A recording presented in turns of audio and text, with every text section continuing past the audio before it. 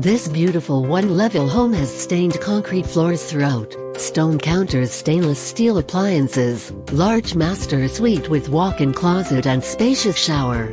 With its huge backyard and prime Midtown location, this home will not last long.